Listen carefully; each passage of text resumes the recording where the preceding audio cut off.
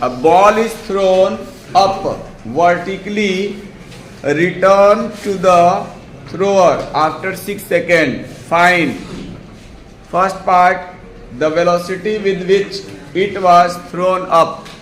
Second part, the maximum height it reaches, and third part, its position after 4 seconds. फिर से एक बार ध्यान से सुनो question. A ball is thrown up, यानी ऊपर की ओर फेंका गया, vertically, return to the thrower, उसे रिटर्न होना चाहिए, return to the thrower after 6 second.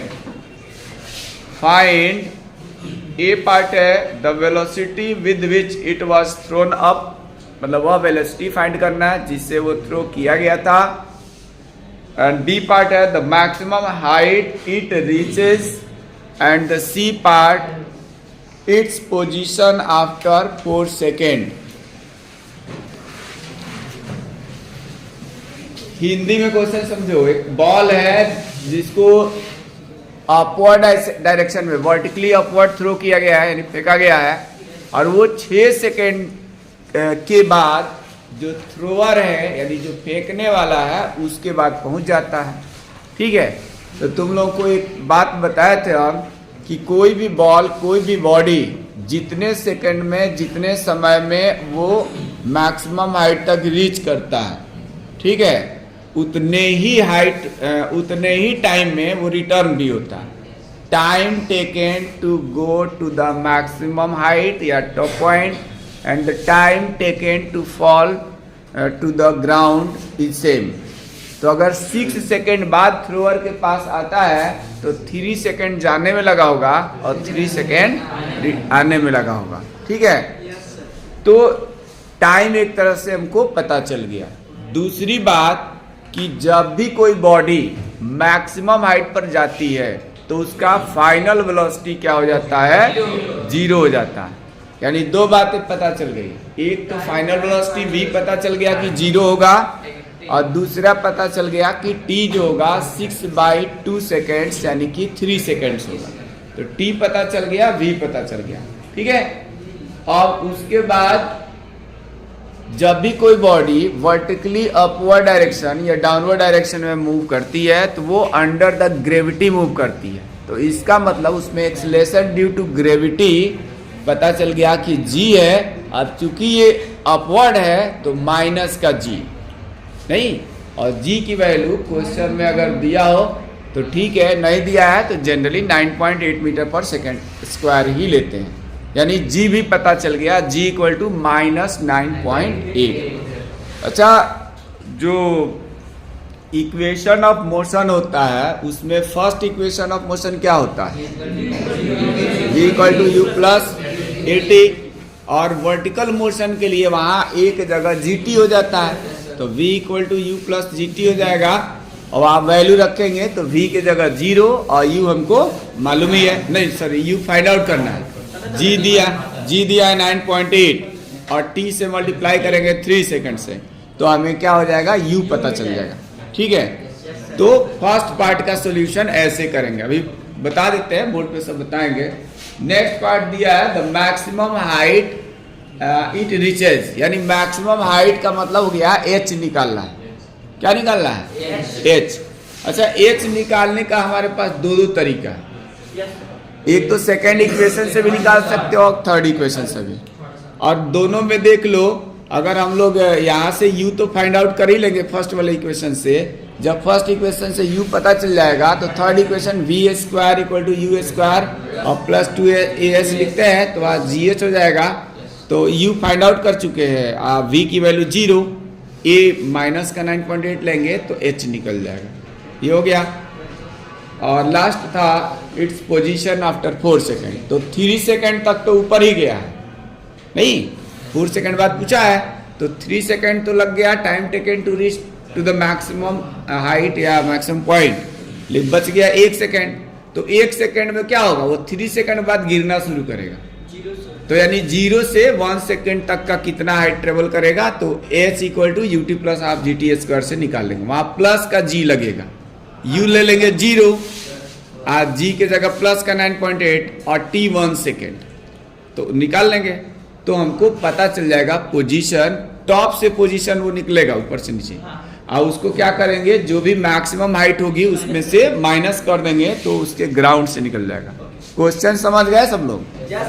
अब उसका सॉल्यूशन बता रहे हैं, ठीक है। क्या बताया कि इसमें जो है, इस क्वेश्चन में u कितना होगा, u 0 कैसे हो जाएगा, नीचे से ऊपर फेंका जा रहा है ना, तो u जो होगा कुछ ना कुछ होगा जिसको कि हमें निकालना है, और मैक्सिमम हाइट पे जाने के बाद v 0 होगा, u 0 नहीं होगा। जब क्या कहते हैं टॉप से ड्रॉप कराएंगे ना तो वहां u 0 होगा, ठीक है। लेकिन नीचे से ऊपर फेंक रहे हैं तो वहां पे u कुछ ना कुछ होगा, तो u तो हमें फाइंड आउट करना है एक तरह से, ठीक है। फर्स्ट पार्ट में या ए पार्ट में फाइंड आउट करना है, और v हमारा मैक्सिमम हाइट पे अटेंड करने के बाद वो हो जाएगा 0, ठीक है। ए के जगह पर माइनस का g यूज करेंगे, g की वैल्यू क्वेश्चन में नहीं दिया है तो हम माइनस का 9.8 मीटर पर सेकेंड स्क्वायर यूज करेंगे, ठीक है। उसके बाद इसमें u और v हो गया। टाइम हमने बताया था जितना टाइम फेंकने में लगता है नीचे से ऊपर जाने में, उतना ऊपर से नीचे आने में लगता है। तो 6 सेकेंड है टोटल टाइम, तो उसमें 2 से डिवाइड करेंगे तो 3 सेकेंड। अब यहाँ पर हम क्या करेंगे, बाई यूजिंग कौन सा equation, first equation of motion,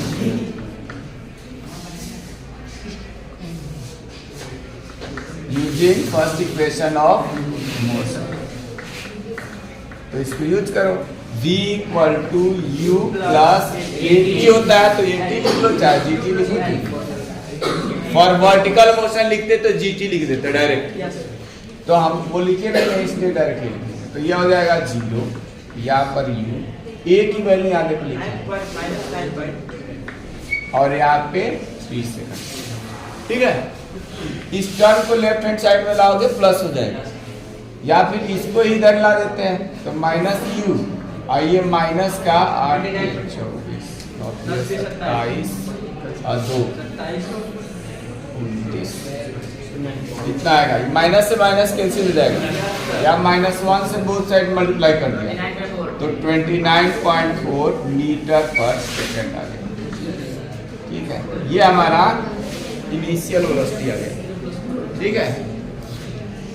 B part क्या है, मैक्सिमम हाइट अटेंड, तो मैक्सिमम हाइट के लिए हमने बताया चाहे थर्ड इक्वेशन यूज करो या सेकंड भी कर सकते हो, क्योंकि u दोनों में जरूरत पड़ेगा, u अब फाइंड आउट हो ही गया।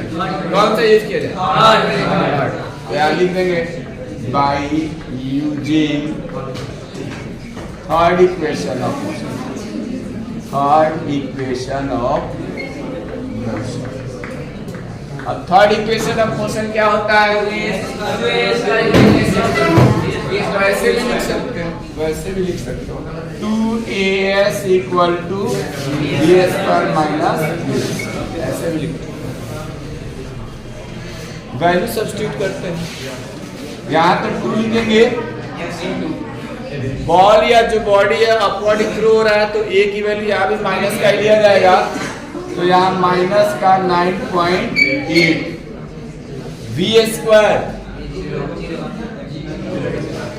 0 का स्क्वायर, u के बदले 29.4 स्क्वायर, सब रख दिया। h छोड़िए, यहाँ पर h भी लिखना, h थोड़ा छोटा हो गया, ठीक है, ये h है। अब h की वैल्यू निकालेंगे, ये तो टर्म यहाँ पे माइनस का 29.4 स्क्वायर ही रहेगा, और ये 0 हो गया, और इधर जो आएगा माइनस का 2 इंटू 9.8 इंटू h, तो h इक्वल टू आएगा, माइनस माइनस कैंसिल कर देते हैं, ठीक है।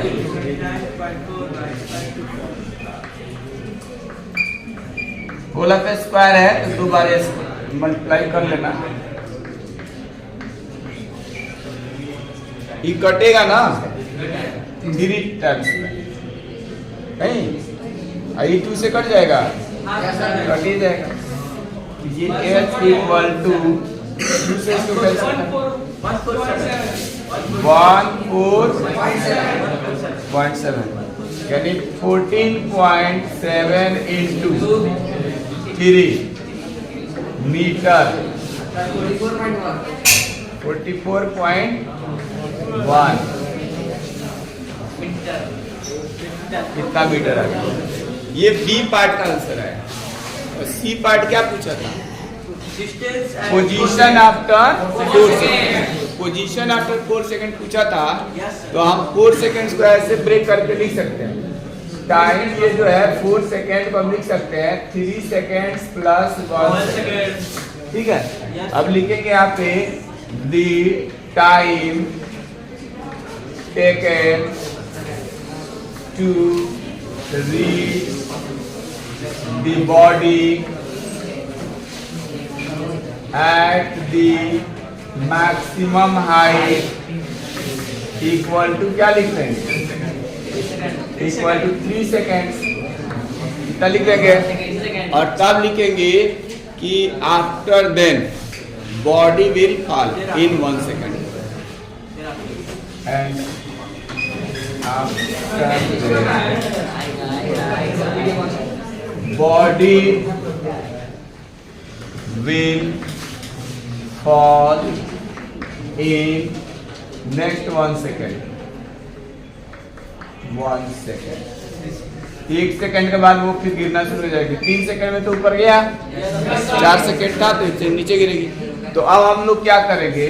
इन दिस केस यही लिख देता हूं, इन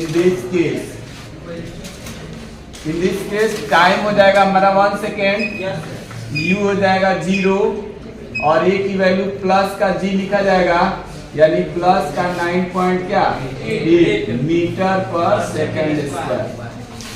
ठीक है, और क्या पूछा हुआ था?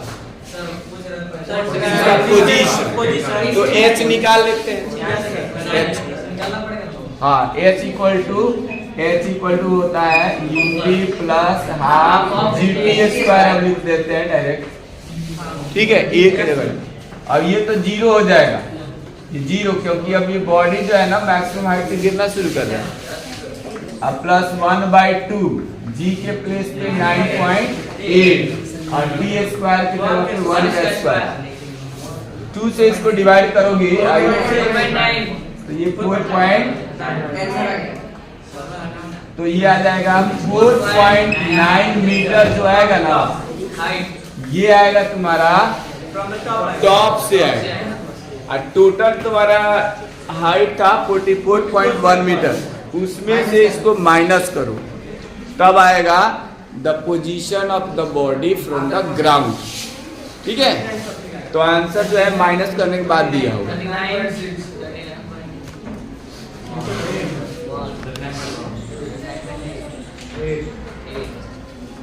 ठीक है, इधर माइनस कर देते हैं। दी पोजीशन ऑफ क्या है? बॉल है, बॉडी है, क्या लिखा है? पोजीशन ऑफ बॉल लिखा है from the ground equal to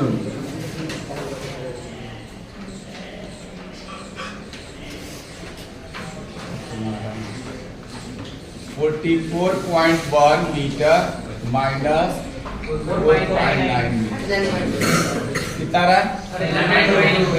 39.2। तो यही आंसर। ठीक है, नोट करो, किसी कोई दिक्कत तो पूछो।